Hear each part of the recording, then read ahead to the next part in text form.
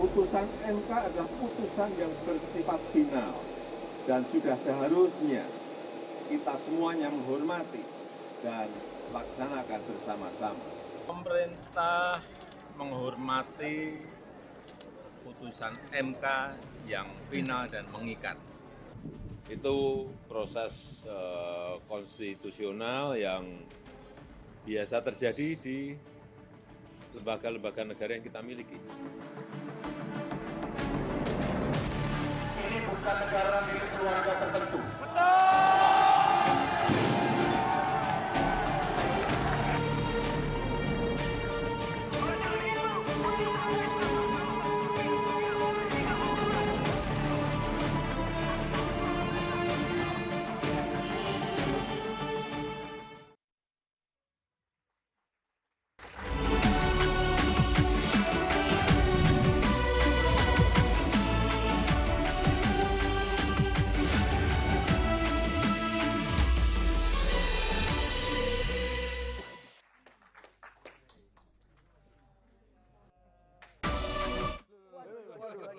Itu kagok tuh. Benar, karena masih deg-degan nih mau ikutinnya yang MK pengen Enggak, lebih ke karena abis kena gas air mata kemarin. baru Pakai odolnya tetap di mulut. harusnya ada di sini ya, benar. Terus dikasih odol buat perlengkapan demo, Itu taruh di mulut. itu berarti demonstran baru itu. Ya. Nyubi. Karena yang suaranya sudah terdengar sayup-sayup ini adalah seperti demonstran di era Ya. Tapi tunggu dulu. Prabot.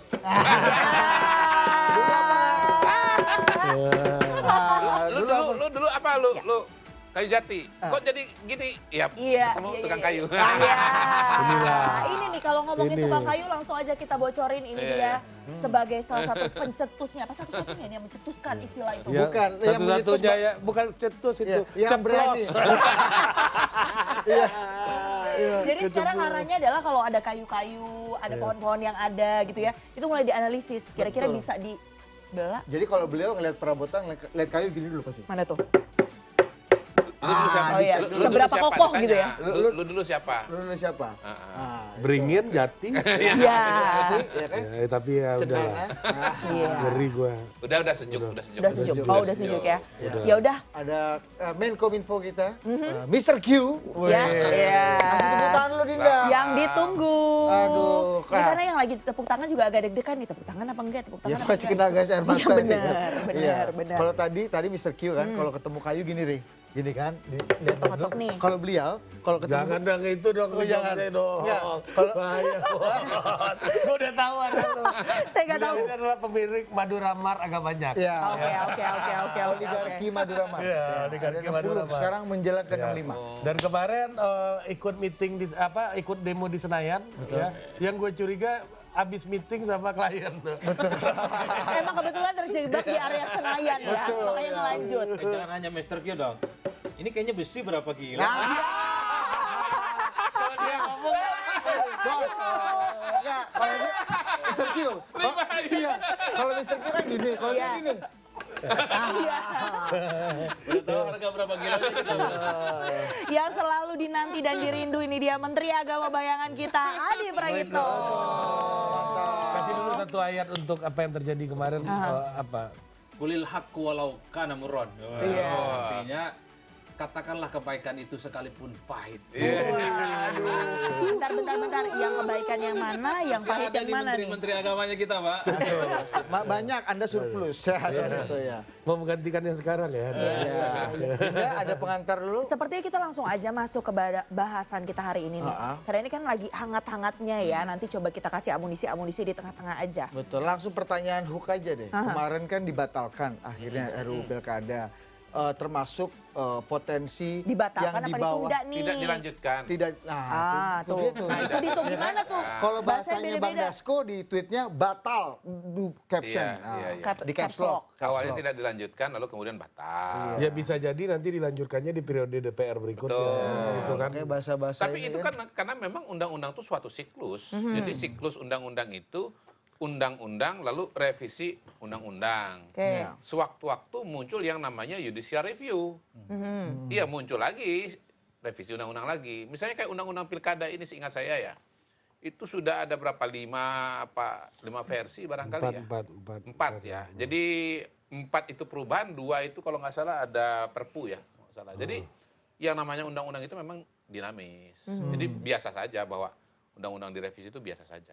Berarti artinya kalau undang-undang direvisi biasa saja, kemudian sempat ada pembatalan pembahasan di paripurnanya, walaupun di awal memang tidak quorum ya. Apakah artinya memang gerakan people power ini memberikan dampak apa enggak nih? Kan gini, yang namanya undang-undang itu kan produk dari interaksi beberapa variabel. Ya, pertama dari pemikiran partai-partai politik. Kita punya partai politik kan banyak multi partai kan. Masing-masing partai punya ideologi, punya kalkulasi, punya strategi ya. Nah, makanya kemudian setiap partai politik itu biasanya kalau dalam pembuatan undang-undang mengeluarkan yang namanya daftar inventaris masalah. Ya, kalau fraksinya ada 9, ya 9 versi biasanya. Jadi ada 9 pemikiran. Lalu kemudian ditambah dengan pemikiran-pemikiran dari luar ya, baik yang sengaja dicari misalnya lewat katakanlah dengar pendapat gitu ya, maupun ya memang yang diserap melalui interaksi dari anggota dewan dan partai politik. Nah, kesemua itu akan berinteraksi satu dengan yang lain, baik dari segi konsep, teori, pengalaman, maupun juga kekuatan partai politik yang dicerminkan oleh jumlah kursi, akhirnya keluarlah yang namanya undang-undang sebagai sebuah produk legislasi. Dan pada titik ini saya mau mengingatkan loh, bahwa dalam sistem demokrasi itu kekuasaan dibagi 3, ada eksekutif, legislatif, dan yudikatif. Yang membuat undang-undang adalah legislatif. Konstitusi kita tuh jelas, pasal 20, 20A, 21, yang memegang kekuasaan membuat undang-undang itu namanya DPR bersama dengan presiden. Dan mandat politik atau mandat rakyat itu adanya di legislatif dan di eksekutif. Nah, menurut Anda DPR dan presiden, karena mereka yang dipilih. Yudikatif itu nggak dipilih. Oke, menurut Anda secara prosedural gitu, Mr. Q, proses legislasi kemarin pasca putusan MK, RUU Pilkada yang direvisi itu menurut Anda sudah mencerminkan kaidah-kaidah yang normal belum? Ya, kalau secara substansi menurut saya sudah benar. Pertama tadi, kalau yang namanya undang-undang itu ada siklus. Yang kedua, memang wilayahnya dari DPR. Tetapi kan begini, kita ini sudah terlanjur kadung bahwa yang namanya Mahkamah Konstitusi, dia itu sering menulis pasal-pasal gitu. Menulis pasal-pasal. Menurut saya ini kebablasan yang sudah terlalu lama dibiarkan. Terlalu lama dibiarkan kenapa? Karena sudah dipraktekkan berulang-ulang kali. Sehingga kemudian dianggap benar. Nah, kalau pernah dengar istilah salah kaprah, itulah salah kaprah. Salah kaprah itu salah yang dianggap benar. Artinya Anda mengatakan bahwa apa yang dilakukan MK selama ini salah. kaprah? Sebagai lembaga yudikatif dia kan harusnya cuma menerima atau menolak saja. Termasuk putusan 90? Ya semuanya. Saya ngomong begini bukan baru-baru ya, bisa dicek. Saya ngomong udah dari lama gitu. Jadi kalau MK itu dia membuat undang-undang, dia seperti laboratorium di rumah sakit yang tugasnya cuma menyatakan ini orang demam berdarah atau tidak. Tapi ini petugas lab melangkah terlalu jauh, ngasih obat dia, bahkan nyuntik gitu. Itu wilayahnya dokter. Makanya saya sebut MK itu malpraktek. Karena dia mengerjakan hal-hal yang seharusnya bukan porsinya dia. Tapi ini nanti PR ke depan lah, revisi undang-undang Mahkamah dulu Konstitusi. Yang soal usia pas Pilpres juga sama, berarti. Semua, pokoknya di mana dia menulis norma itu menurut saya kebablasan, gitulah, kebablasan. Jadi, tapi ini kita bicara ke depan. Kalau kita bicara praktek pada hari ini kan justifikasinya kan positif legislator, judicial activism gitu. Padahal di sisi yang lain kan ada ideologi yang sebaliknya, judicial restraint. Ya kan? Kemudian ada juga negatif legislator gitu. Dan kalau kita bicara konstitusi itu cuma ngomong gini, tugas Mahkamah Konstitusi menguji undang-undang terhadap undang-undang dasar. Nggak ada tuh nulis pasal-pasal. Sebetulnya begitu. Tapi ya ini ya coba diperbaiki oleh DPR dalam waktu yang sangat kilat. Iya. Menurut Anda nggak ada salahnya problem DPR? Soal proses. Kan ada misalnya apa tuh biasanya itu ada ya kalau yang buat undang-undang yang normal. Yang normal ya, ada naskah akademik, ada dengar apa publik tadi apa uji publik gitu ya. Uji dengan publik segala macam dan seterusnya. Tetapi secara substansi menurut saya sih oke, nggak masalah gitu. Makanya tadi Pak Jokowi ya dia kan gimana mau ngomong wilayahnya masing-masing, ada wilayahnya masing-masing, ada yudikatif, ada legislatif. Nggak mungkin Pak Jokowi menyalahkan DPR, nggak mungkin karena itu tugasnya dia kok. Saya kenapa dibilang, oh Mas Kodari itu dulu waktu keputusan 90 nggak protes. Loh, karena DPR-nya nggak bikin undang-undang kok. Kalau DPR-nya nggak bikin undang-undang, ya langsung berlaku. Tapi kalau DPR-nya bikin undang-undang, menurut saya ya bikin undang-undang gitu. Menurut saya. Tetapi ini kan sudah lewat. Sekarang tatapan mata kita ke depan. Nah, kalau kita lihat tatapan mata ke depan, hemat saya ya yang akan dipakai adalah Mahkamah Konstitusi. Ya saya sendiri kan waktu baru keluar itu ditanya oleh media, saya ngomong ya udah kita ikutin apa kata Mahkamah Konstitusi. Tapi begitu DPR bergerak, iya DPR benar. Gitu. Nah DPR nggak jadi, ya sudah ke MK kan. Saya udah baca tuh ada beredar ini naskah draft PKPU yang mengacu kepada mengacu kepada keputusan MK nomor 60 dan 70. Jadi menurut saya sih confirm nanti bahwa hari Senin, saya juga udah dengar dari Pak Ahmad Doli Kurnia tadi wawancara di TV, jam 10 akan dalam rapat konsultasi KPU dengan Komisi 2. DPR ya, Komisi 2 itu akan membahas PKPU, draft PKPU yang dasarnya atau sumbernya adalah keputusan MK 60 dan 70. Yang kedua, hari ini Partai Gerindra sudah mengeluarkan surat untuk Ahmad Lutfi dan Taj Yassin sebagai calon gubernur dan wakil gubernur di Jawa Tengah. Artinya? Ya, sebelumnya kan ada wacana bahwa yang dicalonkan adalah Lutfi dan Kaisang Pangarep. Artinya ya bahwa ya Kaisang tuh nggak maju gitu. Dan kalau pakai ilmu terawangan ya nih ya, terawangan tanpa batu akik ya. Ya Mas Kaisang ini masih agak lama di Amerika, kan nemenin istrinya sekolah. Belum lagi istrinya barangkali nggak lama lagi kan melahirkan. Menurut saya riskan lah kalau harus bolak-balik dan seterusnya. Oh jadi akan sampai melahirkan? Nggak tahu ya sampai melahirkan atau tidak ya Mas Kaisangnya. Tetapi menurut saya pasti akan lewat dari tanggal 27, itu bukan terawangan kalau misalnya itu informasi dari keluarga. Terawangan. Informasi dari keluarga. Loh, kalau dukun bukan informasi, namanya intel. Kalau ini kan dukun. Jadi kalau dukun terawangan. Begitu jadi konfirm lah bahwa dasarnya untuk pendaftaran 27-29 Agustus keputusan dari Mahkamah Konstitusi. Jadi pertanyaannya sekarang, siapakah yang dicalonkan oleh Ibu Mega sebagai calon gubernur di DKI Jakarta? Tahan dulu. Kita tanya dulu investor. Nanya apa? Berapa kilo ini barang? Ya, itu bagian dia kalau kayu. Gimana Anda melihat? Tadi Mr. Q bilang memang MK-nya sendiri udah offside sekali. Proses legislasinya meskipun singkat tapi secara substansi itu memang patut diacungi jempol macam-macam lah. Lihat aja ke depan, lihat ke depan. terus. Ya memang perdebatan soal MK ini kan cukup panjang ya. Dulu dikritik karena putusan yang 90 dianggap meloloskan orang yang tak cukup umur kemudian cukup umur untuk maju sebagai kandidat presiden dan wakil presiden. Hari ini putusan yang 60 juga dikritik, offside. Dianggap mengotak-atik dan memberikan sesuatu yang bukan kewenangan dari Mahkamah Konstitusi. Ini kan perdebatan-perdebatan yang cukup panjang, memang pada level aspek hukum banyak sekali mazhabnya, tergantung bagaimana cara pandangnya. Cuman kalau saya agak sedikit mau lebih pada konteks ya, kenapa banyak demonstrasi, kenapa banyak protes yang kemudian dilakukan oleh mahasiswa, aktivis, profesor dan akademisi. Saya kira sederhana, ini kan soal yang disebut dengan threshold. Saya ini dari dulu mazhabnya mazhab threshold. Kan ada barrier di mana partai ataupun calon itu dianggap dipersulit untuk maju. Satu nih, calon presiden, kemudian calon-calon kepala daerah. Dengan threshold 20%, termasuk juga ambang batas parlemen yang dianggap memberatkan partai. Itu semua kita perjuangkan dari dulu, Pak. Oleh karena itu, kalau kita menghitung rata-rata, putusan MK itu ada yang diapresiasi dan ada juga yang kemudian menimbulkan polemik dan kegaduhan, dan ada juga yang mengambang.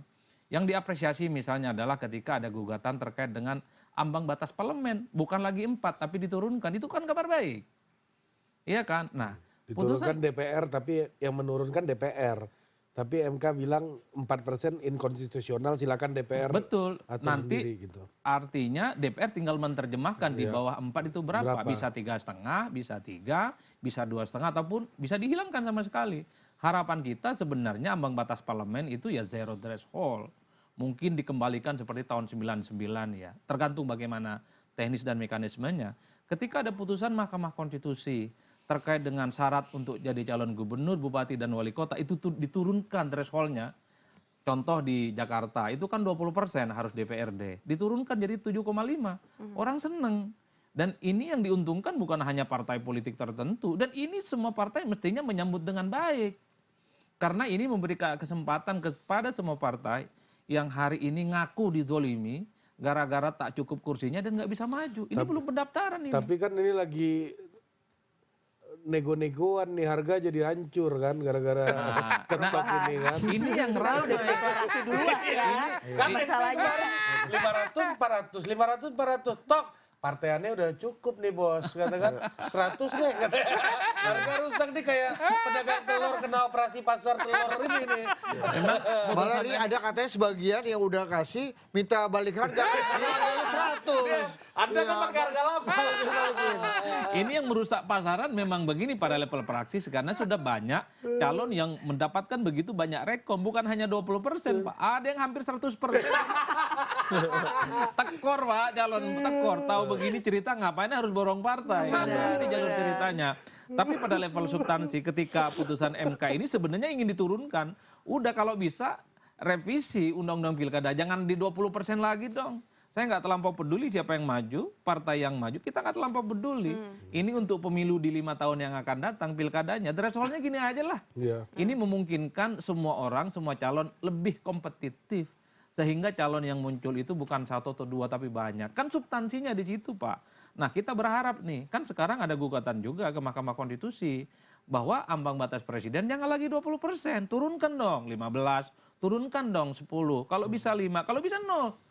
Kan ini perjuangan-perjuangan yang sebenarnya akan kita kawal terus. Kenapa kemarin itu demonstrasi yang dilakukan oleh kita dan kawan aktivis hanya ingin supaya partai dan calon itu jangan dipersulit oleh gembok yang namanya aturan itu, Pak. Cuman kan pada level praksis ini kan dianggap menguntungkan salah satu calon dan dianggap merugikan calon. Misalnya kan ada dugaan dan tuduhan bahwa dalam pilkada kalau kita menggunakan undang-undang yang lama, ini kan misalnya PDIP ingin dikerdilkan, dikucilkan, tak diajak berkoalisi.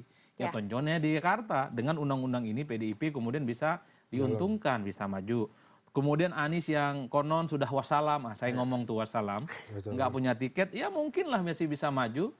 Hanya satu pintunya melalui PDIP. Meski kita tahu bahwa jarak antara PDIP dengan Anies itu kan bainas sama wal lubang sumur. Antara langit dan lubang sumur jauh sekali, Pak. Nggak nemu. Bukan cuma Anies yang wassalam, waktu kita di juga wassalam. Kita break dulu. Nah. Oh iya. Tetaplah bersama kami. Kasih dulu iklan, Dinda.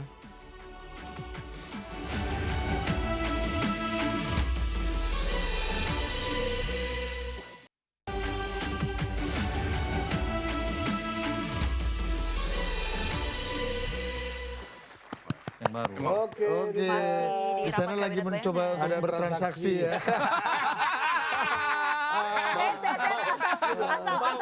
Diskusi. Jangan bau. Bisa kalau mau sekarang. Ya, bos, setelah pelantikan aja. Jangan bocor. Jangan sampai bocor Sama nih. Mr. Q aja, kita cara pandang ini beda. Kata Mr. Q, ini jati yang dibonsai. Ini bagi kita besi, ini dikeloin, Pak. Udah jarang, beda mazhabnya kita ini. Minimal di depan agak beda ya, nggak Pak?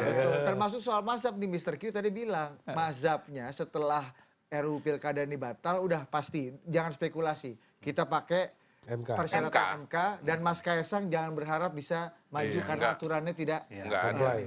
Anda percaya? Karena yang terbaru ini ada dari PN Jaksel, ada yang udah bikin surat katanya. Ya saya termasuk. Berapa kita bisa yakin dan percaya dengan? Saya 1000% yakin. Argumennya 2 hal. 1000 ini Jadi di atas 100 ya? pernyataan Wakil Ketua DPR, Profesor Dr. Sufmi Dasko, bagi saya itu mengkonfirmasi ya, bahwa revisi Undang-Undang Pilkada itu dibatalkan atau ditunda untuk pembahasan di masa yang akan datang. Ini kan kita tahunya bahwa statement-statement elit kalau sudah disampaikan secara terbuka, apalagi beliau ini adalah pimpinan DPR, saya kira harus dijadikan sebagai acuan. Meski kalau saya sebenarnya masih berharap ada hitam di atas putih bahwa DPR tidak akan melakukan pengesahan-pengesahan terkait dengan rancangan Undang-Undang Pilkada itu dalam waktu dekat. Kan begitu, Mas. Nah, yang kedua tentu terkait dengan apa yang disampaikan oleh KPU. Mereka ngomong kita akan bahas dengan Komisi 2. Hari Senin PKPU-nya akan keluar. yang mengacu pada Mahkamah Konstitusi. Dua hal yang saya kira menjadi penebal, saya termasuk yang meyakini bahwa persoalan Kaisang, persoalan umur saya kira sudah selesai perdebatannya. Oleh karena itu ini yang harus kita jaga sampai pendaftaran tanggal 27, 28 dan 29 Agustus. Nah sekarang kalau saya selalu nantang partai-partai. Dari dulu partai ini kan teriak-teriak Pak. Merasa ambang batas untuk mencalonkan calon gubernur, bupati, dan wali kota dipersulit. Ini mudah kok sekarang. Berani tidak kau memajukan calon-calon dan kadermu itu untuk bertanding? Menarik. Kan begitu. Udah kayak opung panda. Gitu ya. Kau ini. Kulihat kau tipu-tipu kampung aja kau. Nggak ngerti politik kau. Itu Bang Zulfan. Iya. Problemnya ketika kemewahan ini sudah ada, MK sudah diberikan, mereka nggak pakai Pak. Nggak pakai. Lagi-lagi.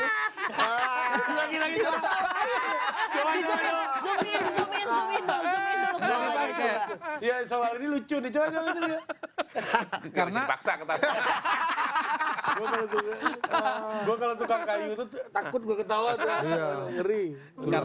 Karena partai-partai ini sudah terlanjur terikat komitmen dan janji dengan yang lain. Partainya sudah diborong, ya kan? Ingin masuk koalisi. Ya kemudian ada yang mungkin ya kelelahan secara politik menghadapi pemilu beberapa waktu yang lalu. Resource habis, SDM habis, logistik habis, calon juga kelelahan. Dan mungkin juga ada yang masih takut.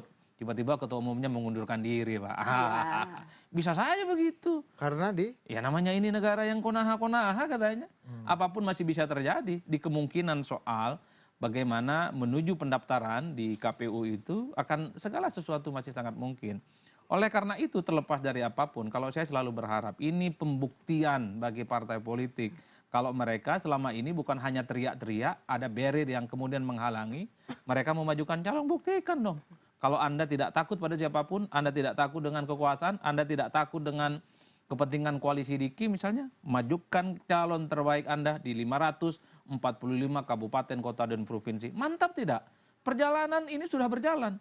MK sudah memutuskan, angin segar bagi demokrasi, hadiah terindah bagi hari kemerdekaan Republik Indonesia yang ke-79. Merdeka! Ayo dong, merdeka dan Allahu Akbar. Menteri Agama, Bos. Wartawan, harus merdeka, kalau enggak keluar. Berani nggak dong? Tepuk tangannya kayaknya kurang, tepuk tangan dong. Jadi gimana, Mr. Kyo? Tanggapi. Ini soal partai-partai ini nih. Privilege-nya kayaknya banyak nggak dipakai nih kalau kata. Ini kan ada dua isu ya pada hari ini. Pertama, betul nggak dipakai keputusan MK itu atau tetap misalnya revisi Undang-Undang Pilkada berjalan. Saya kira confirm lah bahwa yang dipakai adalah keputusan Mahkamah Konstitusi. Yang kedua, implikasi dari keputusan tersebut terhadap dinamika koalisi. Saya di tempat yang lain sudah mengatakan sulit kita mengharapkan perubahan yang besar dari keputusan MK ini. Karena apa? Karena proses politiknya sudah sangat mengerucut. Ya, PDI Perjuangan itu sudah memutuskan calon mereka di 475 kabupaten kota. Ya, dari 545 itu sudah lebih dari 85%. Gitu. Jadi praktis yang belum diputuskan ini sisa-sisa saja. Gitu. Jadi nggak terlalu banyak juga perubahan yang bisa terjadi akibat dari Mahkamah Konstitusi. Walaupun ya perubahan-perubahan yang masih bisa terjadi itu di wilayah-wilayah yang ya rame, khususnya di Jakarta. Yang tadinya cuma 2 paslon, Ridwan Kamil dengan wakilnya, melawan dengan Dharma Pongrekun Kunwardana, pada hari ini kan memunculkan kemungkinan ada calon yang ketiga. Gitu. Dari PDI Perjuangan. Dari PDI Perjuangan. Yang kalau kita lihat statement-statement dari Ibu Mega pada hari ini mengenai Anies Baswedan, naga-naganya bukan Anies Baswedan. Karena Anies Baswedan dipertanyakan, kemana aja kan begitu. Mau nggak diatur? Yang kedua, mau nurut nggak? Oh iya, mau diurut nggak? Salah saya, benar. Mau nurut apa enggak? Gitu. Ya, nah sebetulnya pertanyaan mau nurut apa enggak itu menurut saya, itu adalah pertanyaan yang harus dijawab oleh Anies, atau jangan-jangan sebetulnya itu adalah menggambarkan sikap Anies yang sudah diberikan oleh Anies yang kira-kira sebetulnya nggak mau nurut gitu. Ya saya pada kesimpulan yang kedua ini karena apa? Karena utusan katanya udah dikirim sebetulnya ketemu dengan Mas Anies, siapa tuh? Ahmad Basarah. Gitu. Jangan-jangan setelah utusan ketemu dengan Mas Anies ternyata nggak mau nurut. Gitu. Itu yang akhirnya Bu Mega sebenarnya bukan pertanyaan, Bukan tapi pertanyaan, Bu Mega for your info. pernyataan itu. Nadanya pertanyaan, isinya adalah pernyataan. Nah, itu. Atau mungkin ini sebenarnya ngomongnya kasusnya Mas Anies, tapi pesannya ke orang lain. Ya gini, Bisa juga tuh. sikap terhadap Mas Anies itu adalah pengalaman terhadap orang lain. Belajar dari pengalaman. Iya. Kan ada yang mengatakan gini, lo kader itu kan belum tentu nurut, makanya lebih baik orang luar. Saya balik lagi, kalau kader aja nggak nurut, apalagi orang luar. Secara logika. Iya. Dan pada hari ini kan PDI Perjuangan ditantang untuk membuktikan dua postulat dia yang paling sering dia sampaikan. Pertama partai kader, yang kedua partai nasionalis. Katanya partai kader. Ya kalau ada Anies, ada Ahok, pilih siapa? Ya harus Ahok dong, karena dia kan kader kan. Gitu. Anies kan bukan. Nah yang kedua, Ahok sendiri elektabilitasnya juga tinggi. Kalau kayak di Sumatera Utara, mengajukan Edi Rahmayadi bukan kader, mungkin masih masuk akal, karena kadernya nggak punya elektabilitas. Tapi kalau Ahok kan punya elektabilitas. Yang kedua, soal partai nasionalis. Apa mungkin PDI Perjuangan mendukung kandidat yang tahun 2017 saat dia menang pidatonya itu ini kemenangan kaum pribumi, kan begitu. Buat PDI Perjuangan nggak ada istilah pribumi non pribumi. Pokoknya selama Anda warga negara Indonesia, mau Anda matanya belok, matanya sipit, mau agamanya apapun juga, mau rambutnya keriting, rambutnya lurus, ya warga negara Indonesia, titik. Nggak ada lagi tuh istilah-istilah pribumi. Menurut saya itu apa tadi? Jaraknya antara langit dan sumur. Sumur, bahkan di bawahnya lagi itu jauh sekali. Gitu. Meskipun elektabilitasnya Mas Anies sangat menggiurkan untuk mengantarkan PDI kepada kemenangan. Iya, ditambah lagi dinamika yang terjadi sekarang gitu. Ya, tapi PDI Perjuangan itu partai yang kualitatifnya memang lebih tebal dibandingkan dengan kuantitatifnya. Kalau pengalaman selama ini ya. Jadi banyak kasus. Kayaknya banyak tahu tentang PDIP abang ini. Oh iya. Saya banyak tahu dengan semua partai. Iya. Jadi saya udah tahu bahwa Bang Zul akan jadi ketua umum lagi sebelum kongres dimulai pada hari ini. Kalau PKB? Hah? Kalau PKB? Kalau PKB nyaris-nyaris lah. Nyaris apa nih? Nyaris-nyaris yang mana? Apa? Geser tipis-tipis. Silahkan fantasi masing-masing. Kan silahkan isi aja kan, nyaris titik-titik kan, isi aja sendiri gitu. Jadi Anda masih berpikir bahwa Bu Mega tetap akan mempertahankan prinsip-prinsip yang selama ini beliau kemungkinan begitu. Apalagi kalau di Jakarta ada satu individu yang agak dekat di hatinya dia, itu Ahok gitu. Beberapa kali kan kita lihat dalam acara-acara penting, Bu Mega turun dari mobil itu bertiga dengan Ahok, satunya lagi Mas Nanan, gitu kan. Bayangkan, ini Mas Nanan, ini Ahok deketnya kayak gimana kan gitu kan? Dianggap anak berarti. Iya, udah dianggap anak itu, udah deket banget. Anak-anakku kalau Mega manggil kan. Kalau Bang Surya? Saya terus terang saya jadi ingat ya, waktu pilkada pertama kali itu, tahun berapa tuh, di 2005-2006 di Jawa Timur. Pak Cipto itu surveinya kecil banget. Mantan Sekjen PDI Perjuangan ya, pada masa-masa, bukan PDI Perjuangan, PDI bahkan pada waktu itu tetap diberikan rekomendasi oleh Ibu Mega. Ganjar kecil waktu itu. Ganjar kecil, ya tetap dicalonkan. Banyak lah, Jawa Barat. Tapi Mbak Puan kecil yang diberikan Ganjar. Nah, kader juga soalnya. Iya, sama-sama kader. Kan begini, kalau Anies dan Ahok itu satu kader, satu bukan. Tapi kalau dua-duanya kader, ya tentu yang elektabilitasnya tinggi yang diberikan kesempatan. Itu yang pola selama ini. Iya, dan kalau ada kader, ya ada kader dan yang surveinya rendah, tapi kalau dekat di hati bisa dimajukan. Tapi ini Bang Adi Pray, kalau melihat situasi terkini, ngelihat ada upaya dari DPR yang mana itu tadi ditunda untuk periode ini, mungkin di periode berikutnya akan ada revisi gitu ya. Ketika Adi Prayitno sudah masuk pemerintahan. Ini bisa dimaknai kekalahan bagi Pak Jokowi nggak sih menurut Bang Adi Pray, bahwa Pak Jokowi udah nggak sama elit politik udah mulai ditinggalkan gitu? Dengan hal itu. Mungkin boleh dijawabnya usai jeda dulu. Mari kita akan kembali usai jeda. Lupa kita ini Cocok nanti. sekali karena kita mau beli rokok di warung Madura. Iya. Break dulu, Dinda.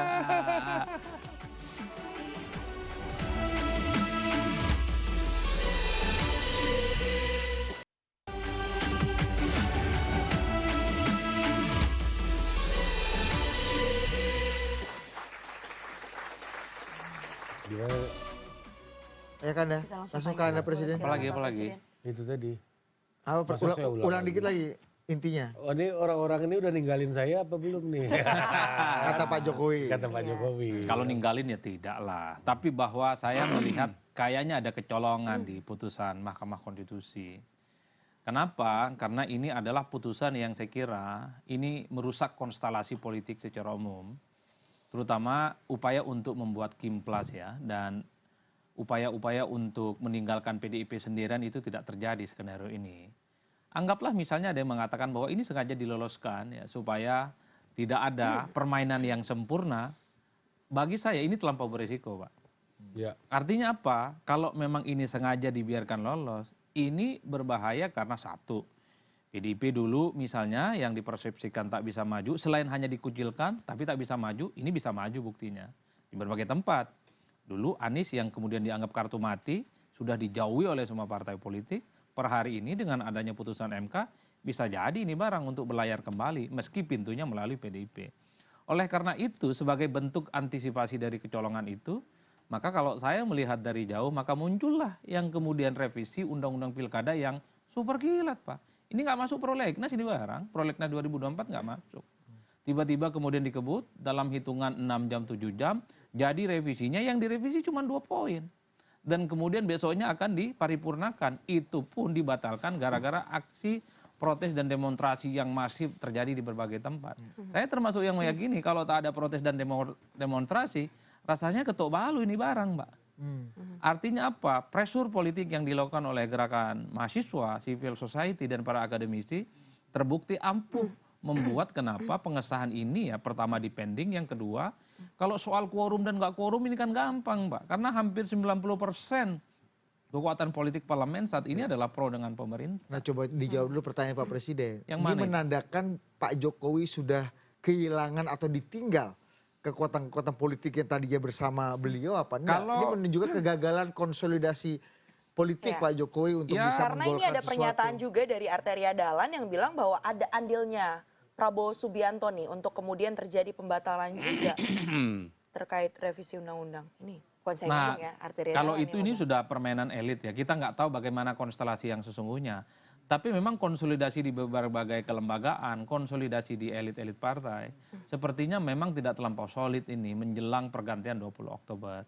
Sorry itu saya harus kita katakan bahwa sekecil apapun semua persoalan di lembaga kenegaraan ini kan mestinya terdeteksi.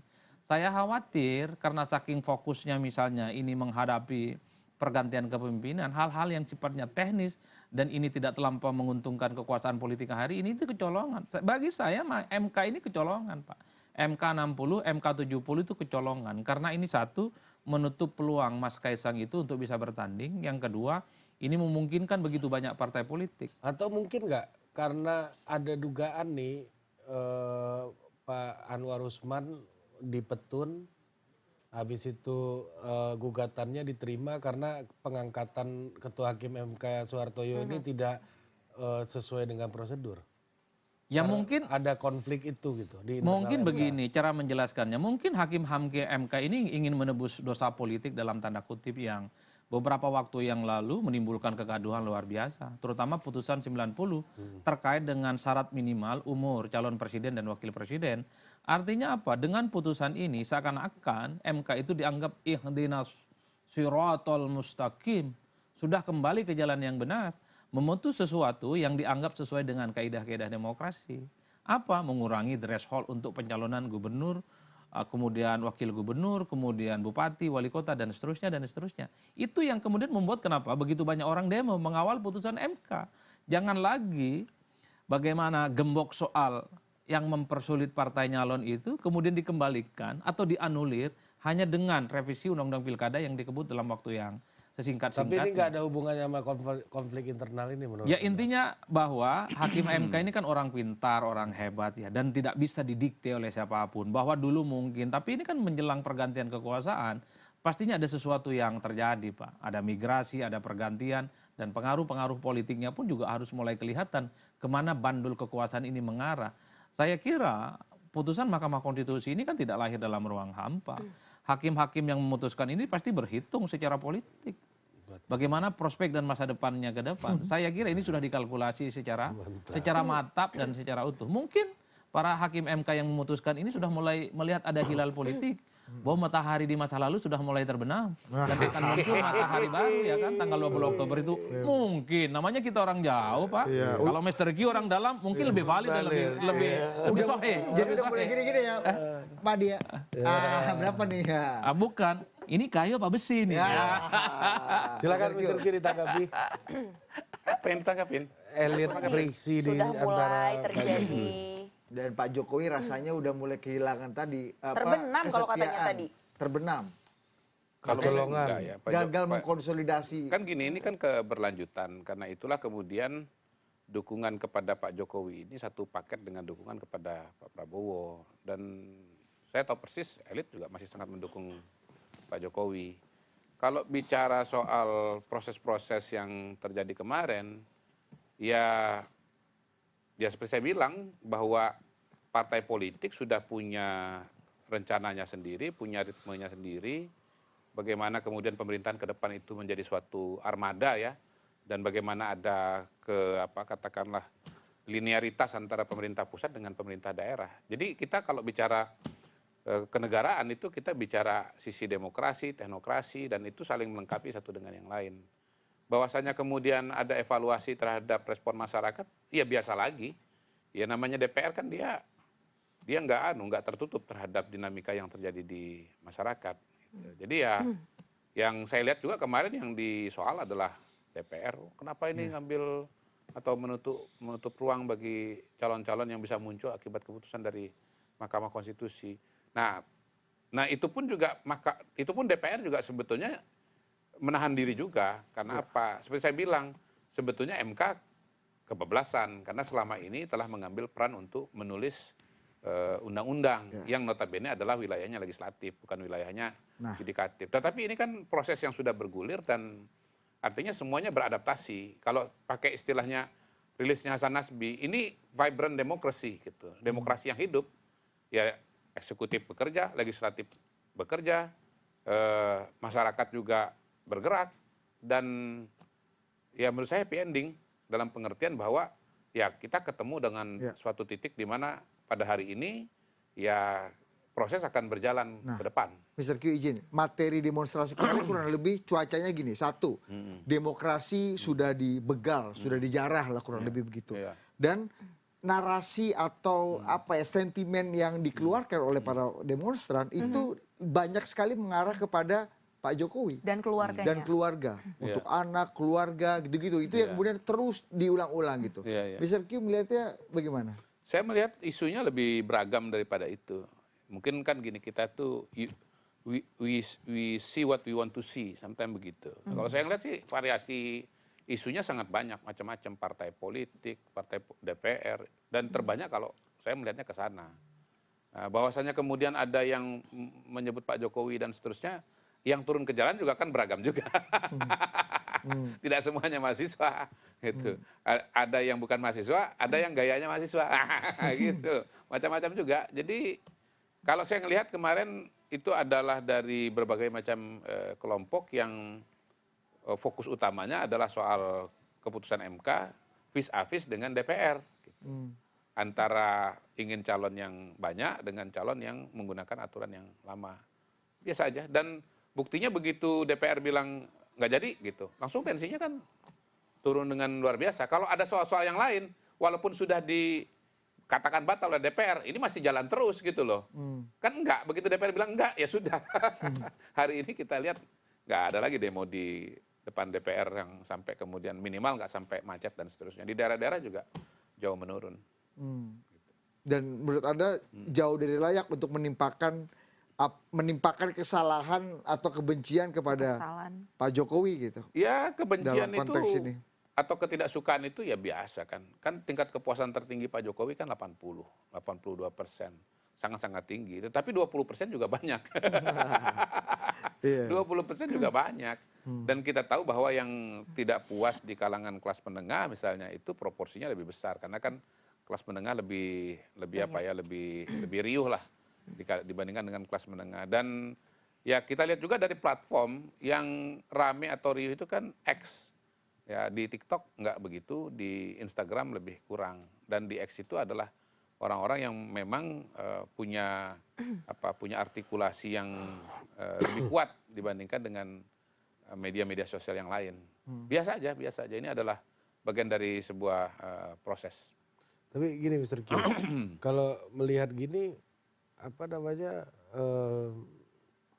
artinya ya ini dianggap sebagai sebuah ini nggak bagi Kim Plus gitu ya, kegagalan upaya untuk membangun desain politik nggak?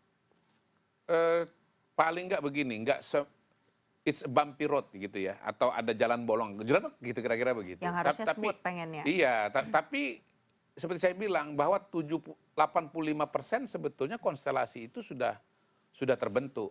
Nah, kalau kita bicara Jakarta, sampai hari ini saya belum lihat tondo-tondo bahwa partai politik yang tergabung di Kim akan bubar jalan kan gitu. PKS kan dengan cepat mengatakan kami tetap mendukung Anies. Partai Gelora yang Partai Gelora yang dianggap sebagai biang kerok. PKS. Nggak sengaja urusan ini kan, gitu kan. Itu juga tetap masih mau di dalam gitu loh. Iya kan, nggak ada kemudian mau keluar, nggak juga dinyatakan, lu bikin gara-gara lu keluar aja, nggak ada juga. Karena semua prosesnya udah terjadi dan ingat sebetulnya pertarungan yang sesungguhnya itu bukan di sini, pertarungan sesungguhnya nanti pada bulan November itu, ya pada saat pencoblosan itu. Jadi ya cerita ini belum selesai. Cerita ini belum selesai, jauh dari selesai kok. Ya kan calon daftarkan akhir Agustus ini, akhir September ditetapkan. Habis itu masuk masa kampanye, coblosannya bulan November. Nah, itulah baru kemudian sesungguhnya. Tapi komitmen akan menjaga mengawal putusan MK ini sudah sangat besar di pemerintah dan DPR menurut Mr. Q berarti ya?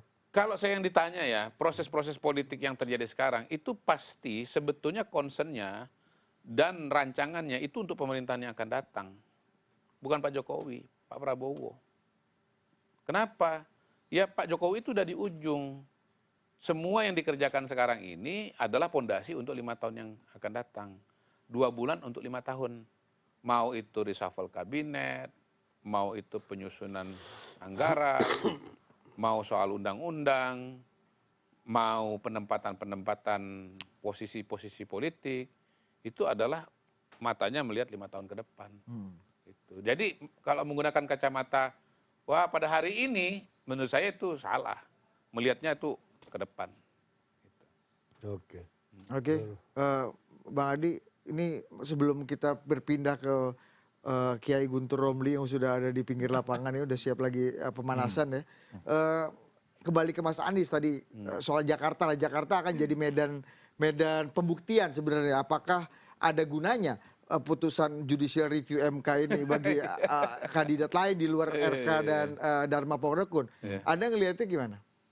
Ya, saya kira memang kenapa yang menjadi ramai soal putusan dari Mahkamah Konstitusi ini kan seakan-akan dieksklusi dan seakan-akan hanya disimplifikasi hanya persoalan PDIP dan Anies Baswedan di Jakarta, Pak. Kan kalau dengan adanya koalisi gemuk kayak gini, kalau kita mengacu pada undang-undang yang lama, PDIP bukan hanya dikucilkan, tapi nggak bisa maju. Tapi dengan adanya MK, PDIP boleh dikucilkan, tapi bisa maju dan bisa melawan. Menariknya adalah ketika PDIP dikaitkan dengan soal kemungkinan akan berkongsi dengan Anies Baswedan maju di Pilgub melawan kubu yang diusung oleh Kim, RK, dan Pak Suswono. Saya selalu mengatakan, kalau PDIP dengan Anies Baswedan jadi berkongsi, jadi berkoalisi, ini akan menjadi elemen of surprise dalam Pilkada Jakarta dan menarik terkait dengan putusan dari Mahkamah Konstitusi. Kenapa begitu? Karena antara PDIP dan Anies ini saya anggap sebagai dua eksponen yang sama-sama mengalami satu peristiwa politik yang serupa. Apa? Sama-sama dikucilkan. sama-sama tak diajak dalam koalisi besar. Oleh karena itu, kalimatun sawa, common platform, kesamaan nasib ini yang akan mempertemukan mereka. Ini kalau bersatu dan kemudian melawan kekuatan politik dari Kim, menarik Pak. Tapi kalau kawin antara PDIP dan Anies ini tidak terjadi, tak terlampau menarik juga di Jakarta. Tapi mau kira-kira menurut prediksi Anda, prediksi ini analisis nih, Anies mau nurut nggak? Kalau Anies tertarik ingin jadi gubernur Jakarta, wajib hukumnya nurut. Iya, kalau pengen jadi gubernur. Kalau ingin jadi gubernur, karena satu-satunya pintu ada di PDIP. Kalau Anies tak nurut, ya wassalam yang kedua kalinya ini kesempatan untuk maju. Bisa nggak kita simpulkan gini, misalnya kalau tiket boarding pass Ibu Mega diberikan kepada Mas Anies, bisa nggak disimpulkan bahwa artinya Mas Anies sudah nurut dengan Bu Mega? Sangat bisa. Kalau nggak nurut ngapain? Bu Mega apalagi ngomong, ngapain gua diatur-atur untuk... Bukan nurut istilah yang tepat itu. Kan Bu Mega yang bilang nurut. Gini. Petugas partai. Artinya apa? Anies jadi petugas partai, mau nggak? Itu pertanyaannya. Ya, jadi ketika Anies dibicarakan di internal PDIP, bagi saya ini bonus Pak. PDIP kan dari dulu sama Anies ini kan anti betul. Ini makhluk apa ini? Wabil khusus Guntur Romli ini kan? Oh ini dulu. Jangan wabil khusus. Jadi dilanjutkan kalau ada Guntur Romli di sini. Bentar dulu, belum ada orangnya. Saya harus lanjutkan, ini harus tuntas. Harus tuntas ini, harus tuntas. Anies itu di internal PDIP, jangankan mau diajak komunikasi, disebutnya pun haram Pak. Kalau wabil khusus oleh Guntur Romli, Al-Mukarram, Kiai dan Gus Guntur Romli. Kan kita tahu statement-statementnya.